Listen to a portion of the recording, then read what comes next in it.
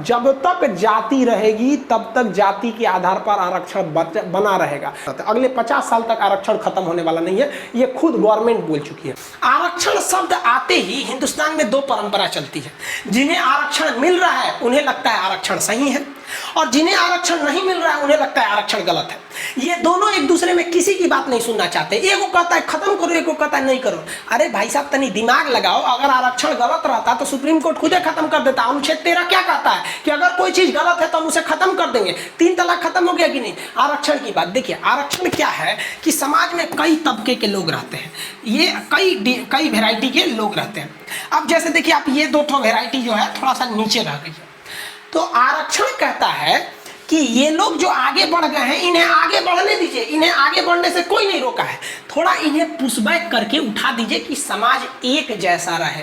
ये जो लोग पीछे से प्रताड़ित हो रहे हैं, आप सोचिए ना आरक्षण कितना खराब होता है कि मूला कर्म एक कानून था केरल में, जिसमें दलित महिलाएं अपना स्तन नहीं ढक सकती थी, उन्हें नंगे रहना पड़ता था, स्तन नहीं, स्तन उनका खुला रहना चाहिए था। और हद तब हो गई कि टैक्स लगाया जाता था इस आधार पर कि छोटा स्तन है तो कम टैक्स दो, बड़ा स्तन है तो ज्यादा टैक्स दो। ये हिंदुस्तान के जो पुराना था, कहा जाता है कि मोर भी बड़ा सुंदर होता है लेकिन अपना पैर देख लेता है ना तो उसे भी शर्म आने लगती है। तो हिंदुस्तान की संस्कृति बहुत अच्छी रही है, लेकिन हमारे पास भी कुछ मोर के पैर की तरह है। ये जैसे सती प्रथा हो गया, ये सब छुआछूत हो गया, ये हिंदुस्तान में बहुत ज्यादा हो गया। तो कहा जाता है कि आरक्षण एक पॉजिटिव डिस्क्रिमिनेशन है। ये किसी आगे बढ़ रहे व्यक्ति को रोकता नहीं है कि तुम नहीं कर सकते हो, जो पीछे है उसको कहता है कि तुम आगे चले जाओ। अब क्या होता है कि यहाँ पर इसको निगेटिव व्यू में आपको प्रस्तुत किया जाता है। अगर ये गलत रहता तो फिर आपको क्या होता, वो सुप्रीम कोर्ट तो रोक ही देता। आपके हिसाब देखिए बात बता देते हैं, दुनिया में अभी हिंदुस्तान की बात बताते हैं, अगले 50 साल तक आरक्षण खत्म होने वाला नहीं है, ये खुद गवर्नमेंट बोल चुकी है। मोदी जी भी बिहार में आए थे तो क्या बोले थे भाषण में, आरक्षण खत्म नहीं होने देंगे। मनमोहन सिंह भी थे, खुद मोदी जी ने आरक्षण बढ़ाया है। संसद में जो आरक्षण 2020 में खत्म हो रहा था उसे संशोधन करके 2030 ले गए हैं। तो इसलिए आप किसी पे दोष नहीं दे सकते, क्योंकि हर आदमी को चुनाव जीतना है। तो अगर ये आरक्षण खत्म किया जाएगा ना तो चुनाव में भी हार सकते हैं।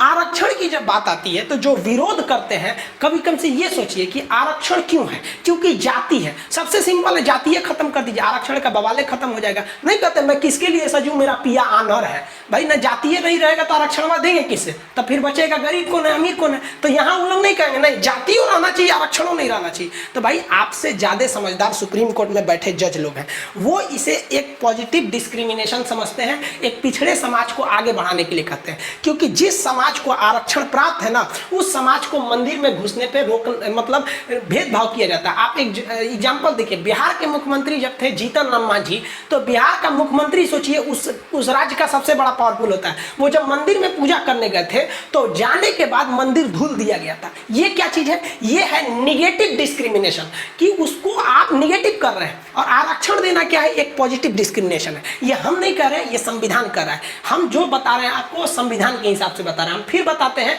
कि जिसे आरक्षण नहीं मिल रहा है ना, वो मेरी बात, सुप्रीम कोर्ट की बात, संविधान की बात सुनेगा ही नहीं, वो दिमाग में बैठाया है कि हमारा विरोध करना है। और जिसको ये मिल रहा है ना, वो दिमाग में बैठाया है कि नहीं हमें मिलना चाहिए। बहुत से ऐसे दलित मुख्यमंत्री भी हुए हैं जिन्हें आरक्षण मिल रहा है, और बहुत से मुख्यमंत्री भी हुए हैं दलित जिन्हें जाने के बाद मंदिर धुल दिया जाता है। तो जब तक जाति रहेगी तब तक जाति के आधार पर आरक्षण बना रहेगा। सबसे पॉजिटिव वे है कि आप जाति को खत्म कर दीजिए, आप खत्म कर दीजिए, कॉमन कर दीजिए कि भाई वो भी है तो कोई कुछ भी लगा देगा।